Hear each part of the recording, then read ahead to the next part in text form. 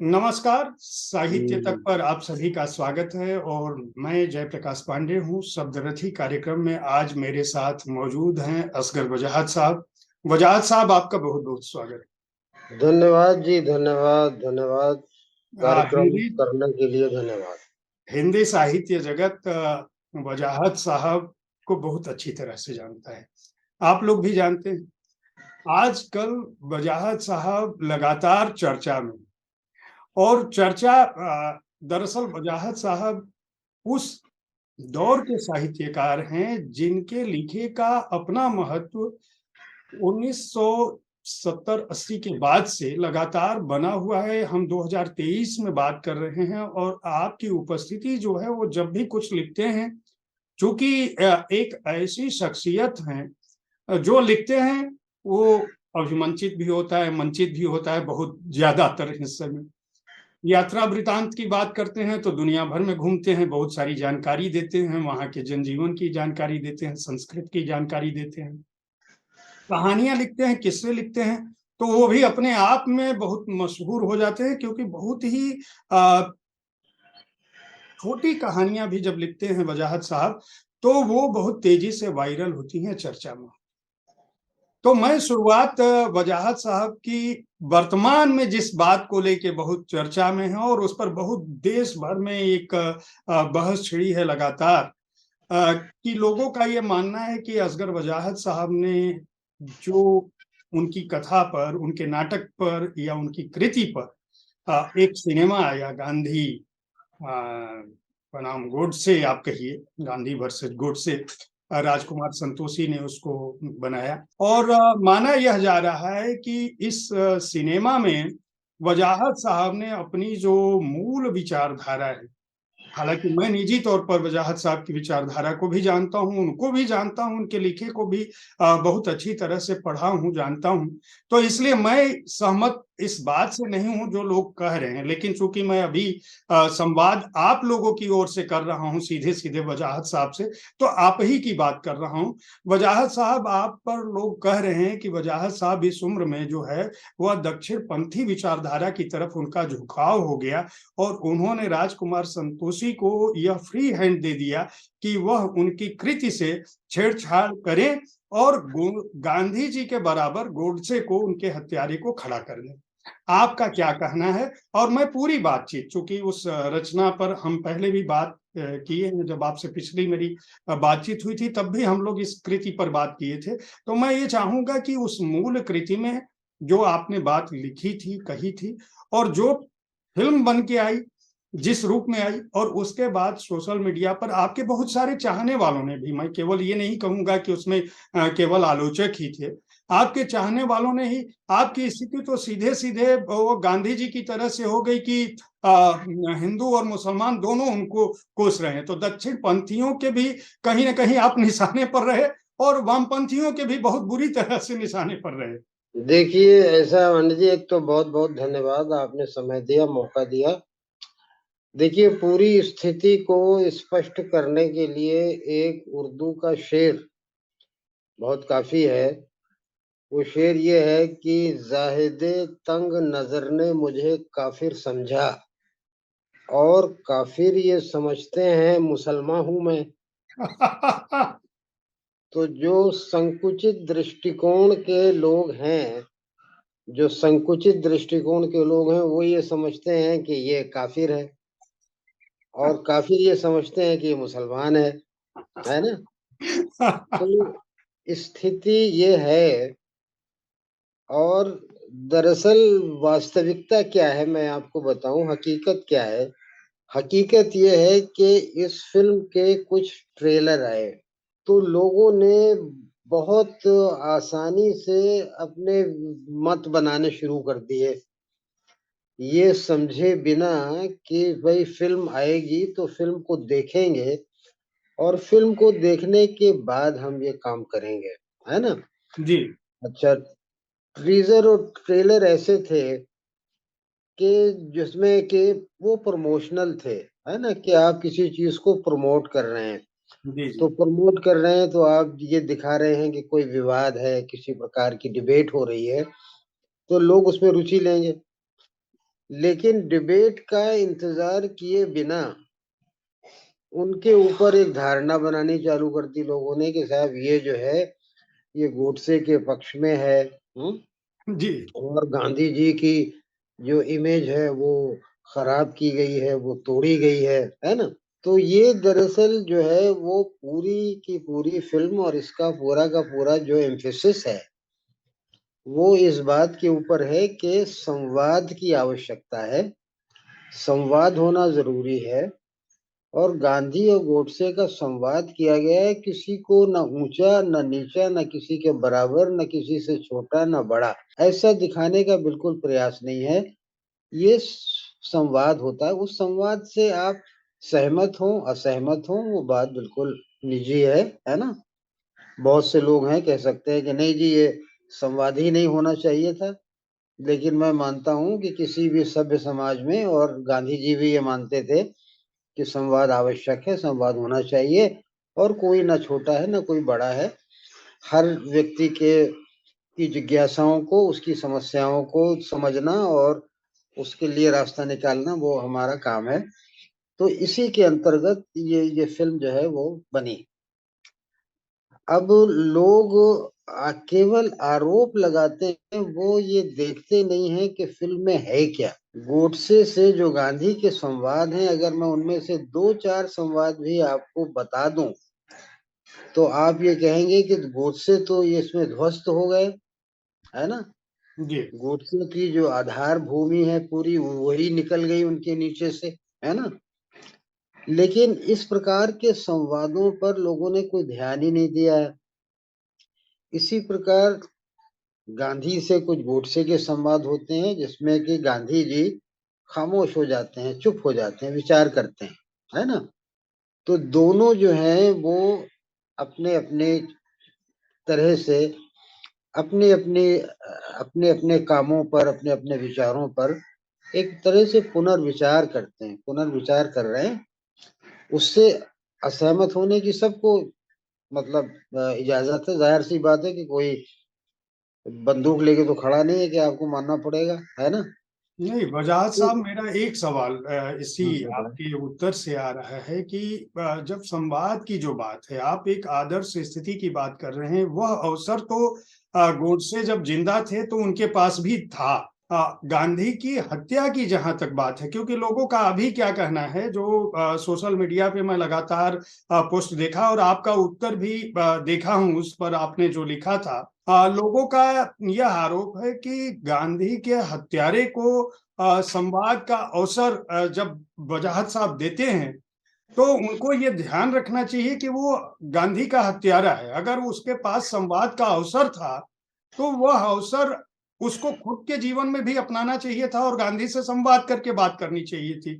तो विचारधारा के स्तर पर लोगों का यह मानना है कि जो गांधी एक तरफ अहिंसा के पुजारी हैं, दूसरी तरफ बार बार ये बात आती है कि वीर सावरकर से भी प्रेरित थे गोडसे, और फिर यहाँ भी उनकी अपनी भूमिका थी। और एक कॉन्स्पिरेसी थियरी बड़ी लंबी चलती है और बाद में गोडसे का जो बयान है अदालत में, और जो बार बार उनको महिमा मंडित करने की बात होती है, उनके मंदिर बनाने की बात होती है, तो लोगों का ये मानना है कि एक हत्यारे का वाद प्रतिस्थापित करने के लिए वजाहत साहब ने अपनी कृति को और एक फिल्मकार को जिसकी रुझान दक्षिणपंथी है, यह अवसर प्रदान किया।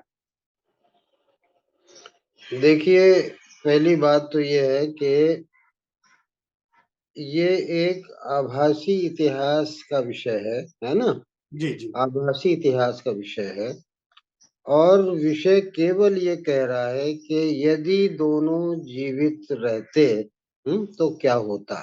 जी जी अब आप ये कहें कि नहीं गांधी जी भी अगर जीवित हो रहते तो वो कहते भाई गोडसे को फांसी चढ़ा दो, नहीं इसने करते, मेरी हत्या की है ना, नहीं गांधी करते, फांसी चढ़ा दो। गांधी नहीं कहते ये बात, हमें सुनो, पता है। जो हाँ लोग, पता है ना आपको। जी जी, जो तो लोग ये गांधी को जानते हैं वो जानते हैं कि गांधी कहते अगर हत्या हो गई होती और वो हाँ जीवित बच जाते तो वो माफी देते। बिल्कुल। जी तो ये है कि ये जो है ये कहानी का विकास जो है ये गांधीयन जो कॉन्सेप्ट है। गांधी कहते थे पाप से घृणा करो, पापी से नहीं। है जी। ना? हम्म। तो यहाँ हमारे यहाँ स्थिति उल्टी हो गई है। लोग जो है वो पाप से घृणा नहीं कर रहे हैं, पापी से कर रहे हैं, है ना? जी जी तो गांधीयन दर्शन के, गांधीयन विचार के अनुसार ये कल्पना की गई कि गांधी जी उसके पास जरूर जाके उसके साथ कोई संवाद बनाते, है ना? जी जी। संवाद उसको समझने का, क्योंकि गांधी जी ने ऐसा किया है हम्म ना? हम्म। गांधी जी ने वो हिटलर को चिट्ठी लिख दी थी, है जी ना? जी जी, लिखी थी। तो अब ये है कि ये गांधीवादी लोग जो आपत्ति कर रहे हैं, क्या ये वास्तव में गांधीवादी हैं? अगर ये गांधीवादी होते तो इन्हें ये अप्रिशिएट करना चाहिए था कि देखिए गांधी को कितना एलिवेट किया गया फिल्म में, कि वो अपने हत्यारे को जा करके उसकी कारण जान रहा है और उसको माफ कर रहा है। जी इतना बड़ा गांधीवादी काम हो रहा है, और वो ये कह रहे हैं कि जी ये फिल्म जो है वो गांधी के खिलाफ है, और इसमें जो है वो उसको एलिवेट किया गया। वो तो नीचा हो जाता है, गोड से नीचा हो जाता है, जैसे ही गांधी जाके उसको प्रणाम करते हैं जेल में, है ना? लोग कहते हैं कि गांधी के बराबर आपने खड़ा कर दिया, जो काम पूरा संघ परिवार और भारतीय जनता पार्टी इतने सालों में नहीं कर पाई, वो बतौर साहित्यकार असगर वजाहत साहब ने कर दिया। और वह भी तब जबकि खुद जीवन भर प्रगतिशील विचारधारा और वामपंथ के समर्थक रहे हैं, और हमेशा उन्हीं के लिए लिखा है। देखिए मैं आपसे एक बात ये करूं कि ये एक क्लीशे सा बन गया, ये ये कि बात करना बराबर होने के बराबर है? अब मैं आपसे बात कर रहा हूँ, आप मुझसे बात कर रहे हैं, मैं किसी और से बात कर रहा हूँ, तो मैं कहूँ नहीं साहब वो उनके बराबर। सही बात। भैया गांधी जी जाके दलित बस्तियों में रहते थे, दलितों से बात करते थे, है ना? गांधी जी किसानों से, मजदूरों से बात करते थे, वो सब उनके बराबर है? सब बराबर हो गए? वाह, बहुत अच्छा तर्क दिया जा रहा है सर, बहुत अच्छा तर्क है ना? तो ये तर्क कैसे हो सकता है कि गांधी अगर जेल में किसी अपराधी से बात कर रहे हैं तो वो बराबर हो गए, है ना? अरे भाई गांधी जी बड़े हो गए, बराबर नहीं, गांधी जी बड़े हो गए। गांधी जी की का जो है वो एलिवेट हो गए और ज्यादा महान हो गए वो, है ना? गांधी जी से किसी ने पूछा था कि महान की परिभाषा बताइए, महात्मा की। तो गांधी जी ने कहा था most insignificant person, most insignificant person, बहुत ही नगण्य व्यक्ति जो है वही महात्मा है। तो उनसे जब पूछा गया कि ऐसा कैसे कह रहे हैं आप, तो उन्होंने कहा जो अपने को नगण्य मानेगा वही महात्मा हो सकता है ना? तो ऐसे आदमी के विचारों को मानने वाले लोग जो हैं वो कितने मतलब किस तरह से बिहेव कर रहे हैं, ये बात समझ में नहीं आती है ना? ये बात जो है बिल्कुल समझ में नहीं आती।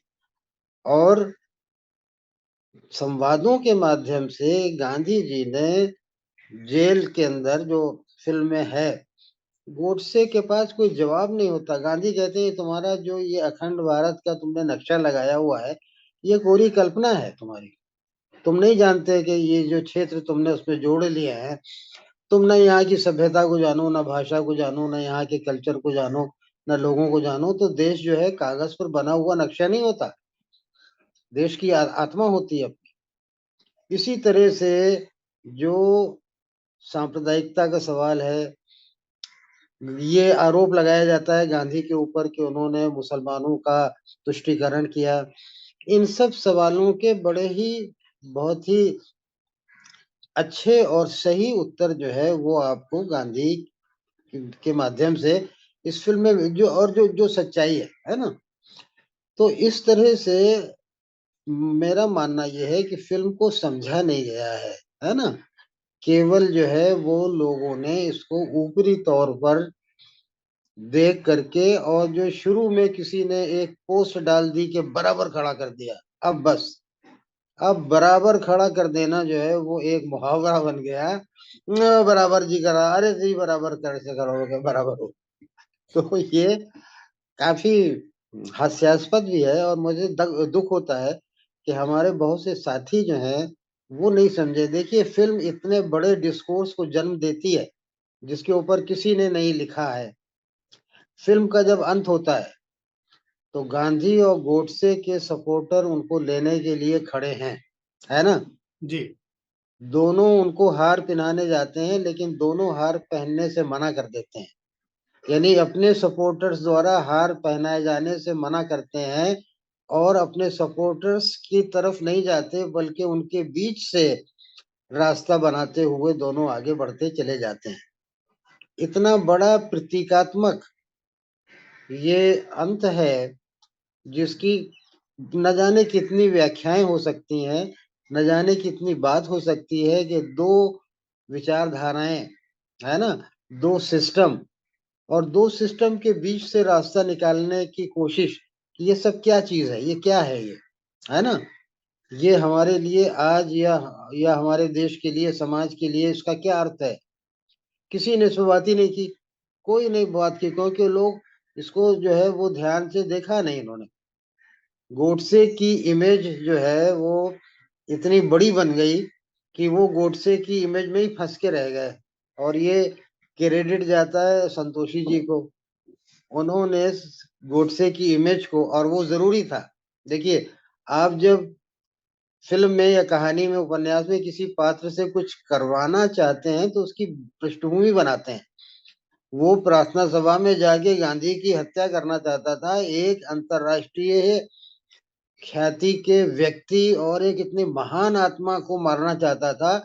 तो इससे पहले अगर उसके अंदर गुस्सा, उसके अंदर नफरत, उसके अंदर घृणा, उसके अंदर कसाई के गांधी के प्रति अवमानना आदि आदि का भाव ना होता, तो वो ये काम नहीं कर सकता था, है ना। जी जी। ये उसने किया। तो इसने ये इमेज जो बन गई, और ये भी बात है कि गोडसे जो है वो सालों के बाद एक इमेज के रूप में लोगों के सामने आया। इससे पहले वो एक इमेज के रूप में लोगों के सामने जो है कम आया या नहीं आया था लगभग। और ये बहुत बड़ा अभिनेता है जो जिसने ये भूमिका की है चिन्मय, मराठी फिल्मों का और मंच का। तो लोग इस इमेज में बहुत ज्यादा फंसे, और उनको लगा कि ये तो बहुत अच्छा। एक बात और बता दूं मैं, बहुत बड़ी इंपॉर्टेंट बात, किसी भी कहानी में खलनायक जो है वो ज्यादा अटेंशन ले लेता है। ये दर्शक को समझना पड़ता है कि वो खलनायक है। शोले फिल्म में दो बड़े अभिनेताओं के सामने एक छोटा खलनायक अभिनेता जो है वो सारा अटेंशन बटोर लेता है, सारा अटेंशन बटोर लेता है, और उसको इतनी ख्याति मिलती है जितनी दो बड़े अभिनेताओं को नहीं मिली, है ना। जी। तो ये जो है ये एक कला और अभिनय में ये स्थिति बनती है जिसको समझने की जरूरत होती है, जिसके ऊपर निर्णय नहीं लिए जाते हैं उसको समझा जाता है। वजह साहब मैं अब इस कृति पर आता हूँ कि आपके दिमाग में आप बहुत सारी चर्चित रचनाएं आपकी आ चुकी थी। आपके दिमाग में कब आया कि मैं ऐसा कोई नाटक लिखूं? और जब आप लिख रहे थे, मैं हाँ, जानता हूं कि आपके दिमाग में तब भी ये बातें थी कि संवाद होना चाहिए, जो आप बार बार यह बात पूरे जीवन आप जहां भी जाते हैं कहते हैं, हमारे मंचों पर भी पहले भी जब बात आई है, आप संवाद की संभावनाओं पर हमेशा बल देते हैं कि हर बात का फैसला बातचीत से हो सकता है। गांधी भी यही चाहते थे, अन्यथा वो अहिंसा का मार्ग नहीं अपनाते, उनके पास भी हिंसा का रास्ता था। और जब पूरा देश जो है प्रज्वलित हो जाता था या पूरा देश आंदोलन करने लगता था और जहां कहीं भी हिंसा होती थी वो वापस चले जाते थे और फिर से संवाद की बात शुरू करते थे। तो मैं देखिए कहना आपके सवाल में जो पहला हिस्सा है कि कैसे ये विचार आया, जी ये बहुत मजे की बात है। मैं गांधी जी के ये वर्धा वाले आश्रम में जा रहा था। रास्ते में किसी ने कहा विनोबा भावे जी का भी आश्रम है, वहां भी हो लेते हैं। तो हम लोग विनोबा भावे के आश्रम में गए तो हमने देखा वो लाइव आश्रम है, वहां अभी लोग रह रहे हैं, है ना। जी जो रह रहे हैं वो 75-80 साल के लोग हैं, बूढ़े लोग हैं, भजन कर रहे हैं, कीर्तन कर रहे हैं, माला जप रहे हैं, फूलों में पानी दे रहे हैं। और ये लगा कि इनका जीवन जो है वो समाज से बिल्कुल अलग है, बिल्कुल कटा हुआ है। इनको समाज से अब कोई लेना देना नहीं है, बड़े आध्यात्मिक जगत में रह रहे हैं। ठीक बात है, उनका अपना विश्वास, रह रहे हैं वो। मैंने ये सोचा है कि क्या, और ये सब गांधीवादी हैं। मैंने सोचा है कि क्या अगर गांधी जी भी आज जीवित होते तो क्या उनका यही भूमिका होती उनकी। क्या वो इसी तरह समाज से, लोगों से कटकर आध्यात्मिक जीवन व्यतीत कर रहे होते, केवल आध्यात्मिक जीवन व्यतीत कर रहे होते? तो मैंने जब गांधी जी के इतिहास के ऊपर एक सरसरी नजर डाली तो मुझे लगा बिल्कुल नहीं। गांधी ऐसे एक रचनात्मक व्यक्ति थे, एक ऐसे क्रिएटिव आदमी थे कि वो लोगों के और समाज के साथ जुड़कर समाज की भलाई करने के ऐसे पहलू और ऐसे पक्ष निकालते थे जिनकी कोई कल्पना भी नहीं कर सकता। जैसे नमक सत्याग्रह है ना, जैसे फर्ज कीजिए कि वो विदेशी कपड़ों की वो जलाना है ना। तो अब सवाल मेरे दिमाग में ये आया कि अगर गांधी जी जीवित होते तो क्या वो भी विनोबा भावे के आश्रम के बुजुर्गों की तरह से हो जाते या अलग होते? गांधी जी जीवित रहते, इसके लिए जरूरी था कि उनको जिंदा देखा जाए। जी जिंदा देखने का एक ही रास्ता था कि उन्हें गोली लगने के बाद वो बच गए। अब गांधी जी बच गए, अब गांधी जी पहला काम क्या करेंगे? मेरे विचार से पहला काम क्या करेंगे? गांधी जैसा आदमी पहली बार ये कहेगा कि मुझे किसने मारा है, मैं उससे जाके मिलना चाहता हूँ। पहला काम ये करेगा, पहला काम। इसका मतलब है गोडसे को भी होना चाहिए, है ना। जी अगर हम दिखा दें कि वहां लोगों ने पीट पीट के गोडसे को मार डाला प्रार्थना बिल्कुल। सभा में, तो बात नहीं बनेगी, है ना। जी हमें ये दिखाना होगा कि गोडसे भी जीवित है, उससे बात हो रही है। जब बात हो रही है तो बात रुकेगी नहीं, बात आगे बढ़ेगी, है सर। जी ऐसे नहीं होगा कि बात रुक जाए। तो इस तरह से फिल्म का पूरा ढांचा सामने आया। किताब का, फिल्म तो बाद में बनी है। हाँ, वो बाद अ, में फिल्म बनी, जी किताब का। जी, ये किस ये सन तो की बात होगी जब आपके, क्योंकि मैं ये दर्शकों को अपने बताना चाहता हूँ कि जो वजाहत साहब पे जो बातें कही जा रही हैं, अ, वजाहत साहब ने अपने शेर से उसको स्पष्ट कर दिया है, जो पहला हमारी बातचीत की शुरुआत में ही उन्होंने कह दिया है। और निश्चित रूप से उनकी यहाँ पर मैं जो स्थिति पाता हूँ, वह पूर्णतः गांधीवादी विचारधारा के करीब हैं वो। हालांकि वो जीवन भर इस बात के पक्षधर रहे हैं कि मनुष्यता को हर हाल में बचा होना चाहिए, संवाद की स्थितियां हर हाल में बची होनी चाहिए।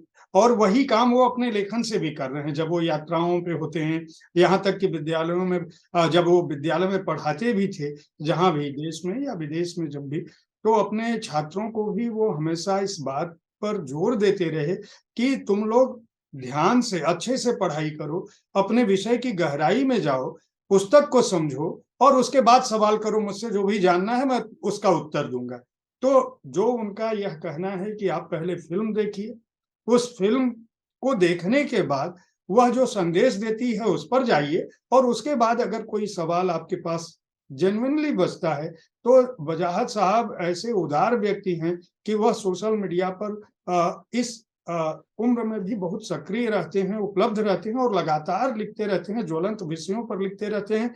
और मुझे लगता है कि उनकी पोस्ट कहीं से भी बहुत किसी को कंफर्टेबल स्थिति नहीं देती, क्योंकि जब आज के समय में सबसे अधिक है, मनुष्यता को बचाना सबसे कठिन संकट है, और वो बार-बार मनुष्यता की बात करते हैं, तो हमेशा किसी न किसी को असहज ज़रूर करते हैं। चाहे वो दक्षिणपंथी हो या वामपंथी हो, कभी कोई असहज होता है, कभी कोई असहज होता है। क्योंकि मनुष्य बने रहना सबसे बड़ी चुनौती है आज के समय में। वह कौन-सा सन था सर?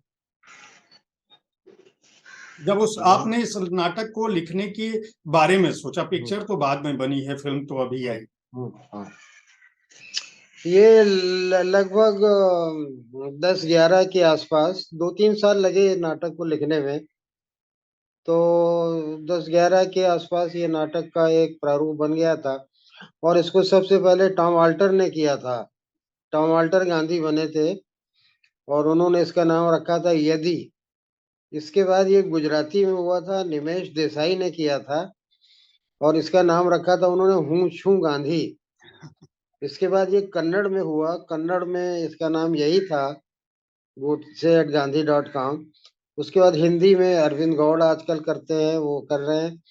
तो ये नाटक पिछले 10-12-15 साल से हो रहा है, तो इसको कोई ऐसी समस्या मुझे नहीं लगता था कि होगी लोगों के बीच में। लेकिन जाहिर है पर्दे पर आप गोडसे को देखें और किताब में उसका नाम पढ़ें तो दोनों में बहुत अंतर है। रंगमंच पे था तो लोगों ने आरोप नहीं लगाया, रंगमंच नहीं, प्रस्तुति थी तो उसकी नाटकीय प्रस्तुति से किसी को एतराज नहीं था। नहीं, आपने नहीं। लिखा किताब तो कोई अब एतराज नहीं हुआ, लेकिन जब फिल्म आई तो लोगों ने आपको सीधे-सीधे उस पाले में बैठा दिया। मैं पिछले दिनों एक अच्छा, कार्यक्रम में गया था निजी तौर पर जयपुर लिटरेचर फेस्टिवल में, तो वहाँ एक एंड डिबेट होती है विचारधारा पर। और वो डिबेट ये थी कि अ, दक्षिण पंथ और वाम पंथ यानी लेफ्ट और राइट के बीच कोई पुल नहीं बन सकता कभी भी, उनके बीच संवाद नहीं हो सकता।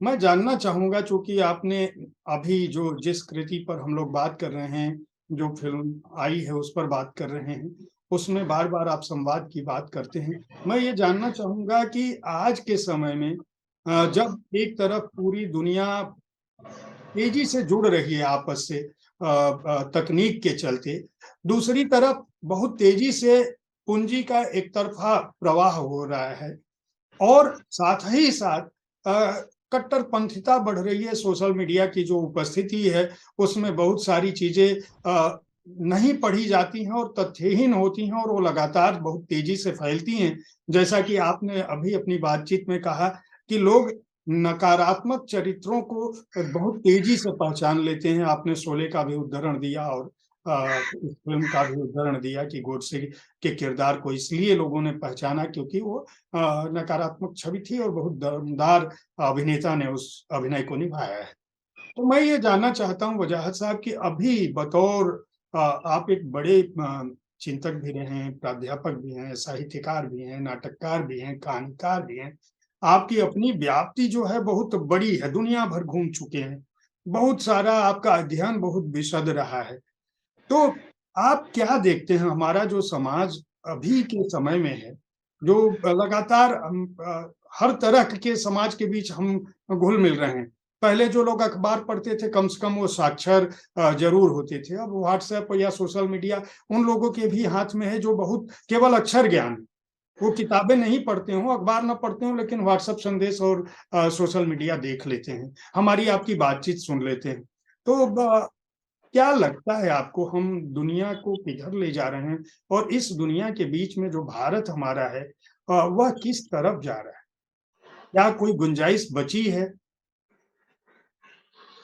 देखिए, एक तो बात मैं ये बताऊँ कि संवाद का मतलब या संवाद से आशय या संवाद का से जो अपेक्षा है, वो पूर्ण सहमति नहीं हो सकती है। पूर्ण सहमति अगर किसी के मन में है, ऐसी बात नहीं है। संवाद का मतलब ये है कि किस सीमा तक, कहाँ तक आप किसके साथ चल सकते हैं। इनका कि फिराक गोरखपुरी का एक शेर है कि किसकी मंजिल किसे कहाँ ले जाए, किसकी मंजिल किसे कहाँ ले जाए, राह का साथ ही बहुत है मियाँ। वाह! जो रास्ते का साथ है वही बहुत है, पता नहीं किसकी मंजिल किसे कहाँ ले जाए, है ना? जी, जी। तो एक तो बात ये है जो आपने प्रारंभ में पूछा था।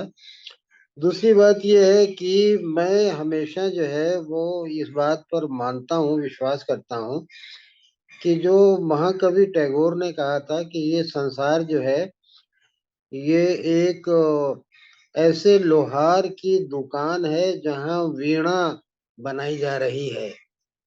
तो वीणा बनाई जाने के लिए जो ठोक पीट हो रही है, लोहा गर्म किया जा रहा है, धुआं उठ रहा है, आग की लपटें दिखाई दे रही हैं, लेकिन उसके बाद वीणा बनेगी। जब वीणा बन जाएगी तो वीणा के स्वर जो हैं वो सुनाई देंगे। तो ये पूरा संसार जो है ये एक कार्यशाला है जहाँ वीणा तैयार हो रही है। मनुष्यता के प्रति आदमी आगे बढ़ रहा है, ये मेरा पक्का मानना है, ये मेरा पक्का विश्वास है। आप ये कहेंगे ये युद्ध हो रहे हैं, ये दंगे हो रहे हैं, ये सांप्रदायिकता है, ये फलाना है, ये पूंजीवाद है, ये साम्राज्यवाद है, सब कुछ ठीक है। लेकिन ठीक का मतलब ये है सब कुछ है, लेकिन उसी के साथ साथ अगर आप ये देखें कि क्या 10वीं शताब्दी से आगे मनुष्य बढ़ा है? क्या जो मान्यताएं और मूल्य समाज में थे, स्लेवरी ट्रेड हुआ करती थी, दास प्रथा थी, कानूनी तौर पर आप स्लेव रख सकते थे हर देश में और भारत में भी। क्या आज ऐसा कर सकते हैं आप? मतलब घोषित रूप से कर सकते हैं? नहीं नहीं कर सकते। जी। तो क्या हुआ है कि मनुष्य आगे बढ़ा है, ये सब शोर है, ये भी खत्म होना है, धीरे धीरे होगा और नए शोर पैदा होंगे। लेकिन ये है कि कुल मिला जुला करके मतलब आशा है इस बात की कि समाज के लिए, मनुष्य के लिए और अच्छा और अच्छा और अच्छा होगा। क्या बात है वजाहत साहब, आपने तो बहुत ही हाल के दिनों में मैं जितनी भी बातचीत करता रहा हूँ, आपने बहुत ही एक सकारात्मक संदेश दिया मुझे, क्योंकि लगातार मैं वैचारिक वर्ग से ही, लेखकों से ही बात करता हूँ, साहित्यकारों, कवियों, कथाकारों से बात करता हूँ, और जो बातचीत का नतीजा आता है वह हमेशा लगता है कि बहुत ही हम लोग कोई बहुत अच्छी स्थिति की तरफ नहीं जा रहे हैं। विषमताएं बढ़ रही हैं, विसंगतियां बढ़ रही हैं, विभेद बढ़ रहा है, सांप्रदायिकता, क्षेत्रवाद बढ़ रहा है, भाषा को लेके संकट है। तो चतुर्दिक संकट ही दिखता है। उस संकट के समय में आप एक सकारात्मकता की बात कर रहे हैं, सकारात्मकता का संदेश दे रहे हैं और यह उम्मीद बधा रहे हैं कि नहीं, आने वाला कल अच्छा होगा। आपने उदाहरण भी दिया कि जैसे दास प्रथा खत्म हो गई, भारत की बहुत सारी बुराइयां खत्म हुई, विवाह जो है वह काफी हद तक बंद हुआ है। छुआछूत की समस्याएं गांवों में हो सकती हैं लेकिन शहरों में एकदम खत्म हो चुकी हैं। आज के समय में कोई किसी भी जगह जाता है तो कोई ये हिम्मत नहीं कर सकता कि वेटर से पूछे कि तुम्हारी जाति क्या है तभी मैं खाऊंगा। अगर कोई भूले भटके कभी कोई गलती कर भी देता है तो उस पर बहुत हंगामा मचता है। तो काफी हद तक हम बहुत सारी चीजों में बदलाव देख चुके हैं, समानता, समता, ये सब अच्छे गुण आए हैं। मैं अब मुंबई में, चूंकि आप हैं और जब हम लोग बात कर रहे हैं, मुंबईया जो फिल्म नगरी है, वह फिल्म नगरी हमारे बहुत बड़े बड़े साहित्यकारों को बुलाई है और वो वापस चले गए हैं। मुंशी प्रेमचंद या प्रेमचंद जी से अगर हम शुरू करें, और रेणु तक वहां जाते रहे और आते रहे। अभी वजाहत साहब बहुत मुझे लगता है कि मजबूती से मुंबई पहुंच गए हैं। और जब मैं बात करने के लिए था दिल्ली में, आप लगातार पिछले दिनों जब हम साहित्य आज तक कर रहे थे तब भी आप बाहर थे, अभी भी मुंबई में हैं। तो अगला इरादा क्या है? क्या आप मुंबई में लंबे समय तक जमने जा रहे हैं और फिल्म नगरी को और भी अपनी कृतियों से, क्योंकि आपके पास तो कथा का अथाह स्रोत है, आपने जितना कुछ लिखा है, अगर उसी को पटकथाओं में बदला जाए या सिनेमा में लाया जाए, बहुत सारे नाटक भी आपके लगातार मंचित होते ही रहे हैं, तो आप तो लगभग उसी दुनिया के आदमी हैं। लगभग इसलिए कह रहा हूं क्योंकि आपका मन कभी, मैं पिछली बातचीत में आपसे पूछा था कि आप खुद से कुछ निर्देशक और प्रोड्यूस करने का, तो आपने कहा कि वो बहुत तकनीकी प्रक्रिया है और बहुत बार मैं एक तरह की असहजता होती है, मैं उस तरह से नहीं कर सकता। लेकिन अभी चूंकि आपकी एक फिल्म आई है और वो फिल्म सफल है, क्योंकि जिस तरह से बौद्धिक समुदाय ने, चाहे आलोचना जितनी भी लोग कर रहे हो, मैं कहूंगा, अपने दर्शकों को भी कहूंगा कि वो फिल्म देखने जरूर जाएं। और राजकुमार संतोषी बड़े फिल्मकार हैं, बहुत सारी अच्छी फिल्में लेके आए हैं। इस फिल्म को भी उन्होंने बहुत मेहनत से बनाया है, उसके कलाकार भी बहुत अच्छे हैं। तो उस फिल्म को देखें और तब इस फैसले पर पहुंचे। सोशल मीडिया से ना नतीजा निकालें कि भाई वजाहत साहब ये हो गए, ये हो गए। तो अभी आपका क्या योजनाएं हैं और मुंबई का देखिए, आपका अनुभव कैसा है? देखिए ऐसा है कि यहाँ मुंबई में फिलहाल आने और रहने की कई वजह हैं। पहली वजह तो ये है कि दिल्ली में ऐसा लगता था कि सारे लोगों से मिल लिए, सारी जगह देख ली, अब नए लोग नहीं है जिनसे मिल सकें। तो इसमें भी मैं आपको शहरयार का एक शेर है कि नक्शा उठा के कोई नया शहर ढूंढिए, नक्शा उठा के कोई नया शहर ढूंढिए, इस शहर में तो सबसे मुलाकात हो गई। क्या बात है, क्या बात है। वो दिल्ली में लगता था कि सबसे मिल लिए, सबसे मुलाकात हो गई, सब जगह देख ली, अब क्या नयापन होगा। तो उस नएपन की तलाश नंबर एक। नंबर दो ये है कि मौसम, मौसम जो है दिल्ली का उस जमाने में बहुत सख्त ठंड थी। नंबर तीन ये है कि यहाँ ये फिल्म रिलीज होने वाली थी और इसके बाद संतोषी साहब मेरे दूसरे नाटक पर, लाहौर के नाटक पर, वो फिल्म बनाने वाले हैं, उसका काम था। तो ये सब तीन चार कारण रहे। और आपके सवाल का जो दूसरा भाग था कि हिंदी सिनेमा और हिंदी साहित्यकार, इनके बीच का रिश्ता, तो ये मैं बताऊं कि गंभीरता से इस रिश्ते को बनाने की या इस रिश्ते को समझने की कोशिश हुई नहीं, है ना। ऐसा नहीं है कि हर साहित्यिक कृति पर फिल्म बन सकती है, लेकिन ऐसा भी नहीं है कि किसी अच्छी साहित्यिक कृति पर फिल्म नहीं बन सकती है या बनाने वाले नहीं हैं। मुख्य समस्या मेरे हिसाब से यह है कि हिंदी साहित्य का जो क्षेत्र है और जो हिंदी सिनेमा का क्षेत्र है, दोनों के बीच में 1300 किलोमीटर की दूरी है। तो ये 1300 किलोमीटर की दूरी जो है, ये एक बाधा बनती है। और अब जैसा कहा जा रहा है कि हिंदी सिनेमा जो है वो हिंदी रीजन में पहुंचेगा और भोपाल में या लखनऊ में या पटना में फिल्म निर्माण के काम होंगे, जो कि बहुत जरूरी है, होना चाहिए, तब ये दूरी जो है पटेगी। और वो लोग जो इन क्षेत्रों से गए हैं या इन क्षेत्रों से परिचित हैं, वे इस दूरी को पाट भी रहे हैं, है ना। अच्छा, अब आपके सवाल का जो तीसरा भाग है कि मुझे यहाँ क्या अनुभव हो रहा है, देखिए, मैंने ये महसूस किया कि मुंबई ज्यादा रचनात्मक है दिल्ली के मुकाबले। दिल्ली में ज्यादा राजनीतिक जो परिदृश्य है दिल्ली का, वो बड़ा गर्म है। और आप जानते हैं कि जो राजधानियां होती हैं, राजधानी कुछ मूल्य और मूल्यों की स्थापना करती है, कुछ कल्चर की स्थापना करती है। और जो व्यापार के शहर हैं वो एक अलग कल्चर की स्थापना करते हैं, है ना। जी। तो दोनों में एक तरह का कल्चरल गैप होता है। मुंबई में रचनात्मकता इसलिए है कि नाटक और फिल्म और विज्ञापन जगत और दूसरे परफॉर्मिंग आर्ट्स उनका केंद्र है। तो यहाँ हर आदमी में कुछ न कुछ रचनात्मकता, हर आदमी का मतलब ये कि जो इनसे जुड़े हुए हैं, जी। जिनकी संख्या बहुत है, लाखों में संख्या है, जो इस मनोरंजन उद्योग आप कह सकते हैं, एंटरटेनमेंट का जो मैदान, उससे जुड़े हुए हैं।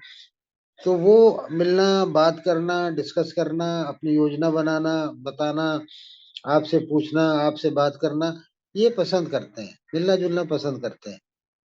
और दिल्ली में शायद ऐसा कम है। दिल्ली में ऐसा, लेखकों के दरमियान भी अगर पुस्तक विमोचन समारोह न हो तो मुलाकात मुश्किल होती है। काफी हाउस समाप्त हो चुका है।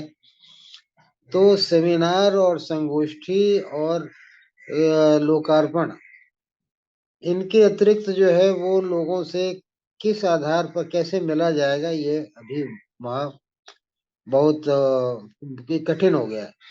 तो ये तीन चार वजह हैं। और मुंबई में निश्चित रूप से बहुत अच्छे भी रचनात्मक लोग हैं और बहुत यांत्रिक भी हैं। बहुत ऐसे लोग हैं जिन्होंने इसको पूरा व्यवसाय बना दिया है, लेकिन कुछ ऐसे भी हैं जो अच्छे हैं। तो इन सब की खोज और इन सब के बारे में जानकारी लेना, ये एक नयापन मेरे लिए है, इसलिए मैं यहाँ आया। वजाहत साहब, आपको पहले तो लाहौर वाली फिल्म के लिए बहुत बहुत बधाई मैं दूंगा, क्योंकि मेरा खुद का भी मानना है कि उस कृति पर बहुत अच्छी फिल्म बन सकती है और फिल्म आनी चाहिए। नाटक के रूप में तो हम लोग जानते हैं कि पूरी दुनिया में उस नाटक का मंचन हुआ है और तमाम देश या दुनिया के जितने भी रंगमंच के नामचीन लोग हैं, उन्होंने उस पर कभी न कभी मंचन उसका जरूर किया है। जी, जी। भाषाओं की सीमा टूट चुकी है उस नाटक को लेके। सरहदों की कोई सीमा नहीं थी उस पर लेके। भाषा तो नहीं ही थी, सरहद भी नहीं थी, मंच हमेशा रहा।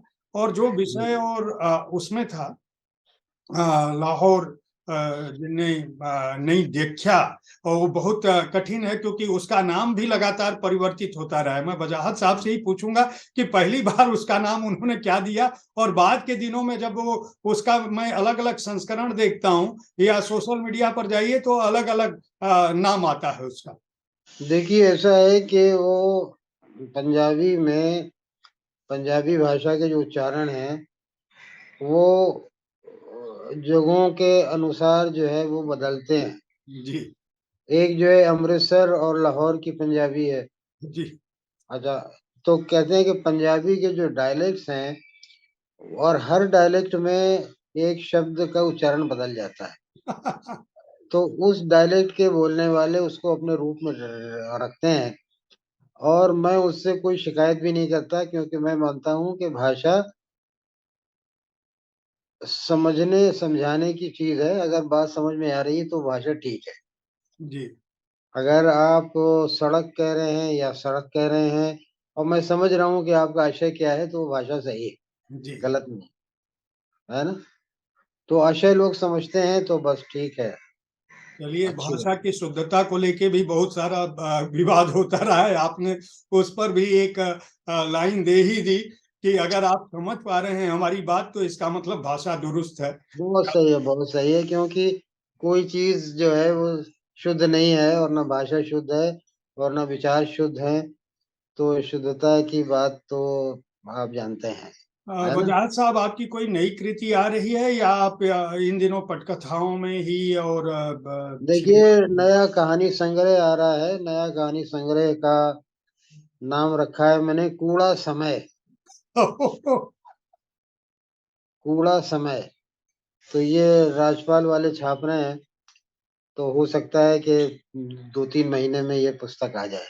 चलिए, वो पुस्तक है या सिनेमा है, जो भी पहले आएगा सिनेमा में, हालांकि एक लंबी प्रक्रिया है, समय लगेगा। तब तक, जब तक लाहौर आता है, तब तक आप लोग गांधी वर्सेस गोडसे या गांधी ज़रूर। एट godse.com, जो भी आप समझिए।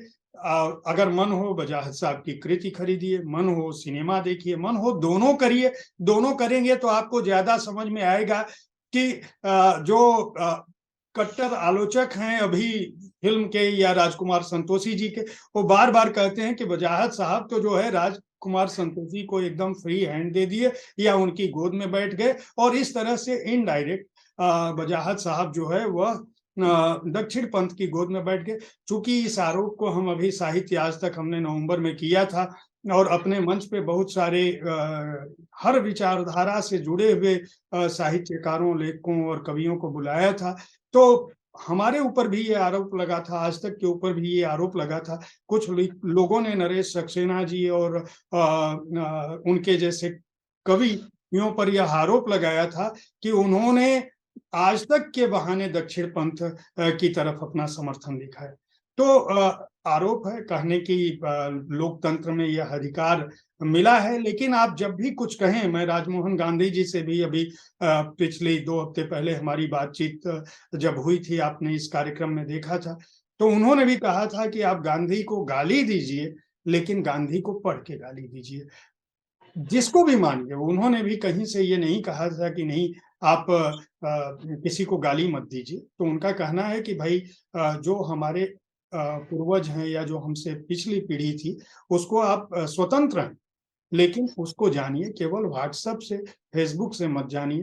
तो वजाहत साहब, आपका बहुत बहुत आभार, बहुत धन्यवाद। धन्यवाद और अगर आपका। कुछ कहना चाहते हैं तो आप एक संदेश में ही कोई बात और भी कह दें, ताकि लोगों को यह पता चले। ये मैं मानूंगा कि ये आधिकारिक बयान असगर वजाहत साहब का है, खासकर गांधी@godse.com फिल्म पर?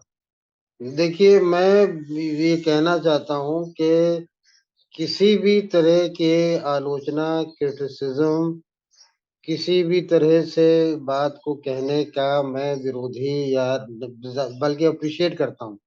मैंने कहीं लिखा भी है कि प्रशंसा से आप नहीं सीखते हैं, लेकिन आलोचना से आप सीखते हैं कुछ। ज़रूर करें जो भी बात अच्छी नहीं लगती है, लेकिन देख कर करें, समझ कर करें। अगर समझ नहीं पा रहे हैं किसी चीज़ को और देखा भी नहीं है और फ़तवे दे रहे हैं आप मेरे बारे में, राजकुमार संतोषी के बारे में, तो वो कितना कितना उचित है और एक समझदार और बुद्धिमान आदमी को ये काम करना शोभा नहीं देता। केवल इतना कहना चाहूँगा कि जो हाँ, कहें करें वो देख के विश्वास के साथ। जी, धन्यवाद। बहुत-बहुत धन्यवाद सर। बहुत-बहुत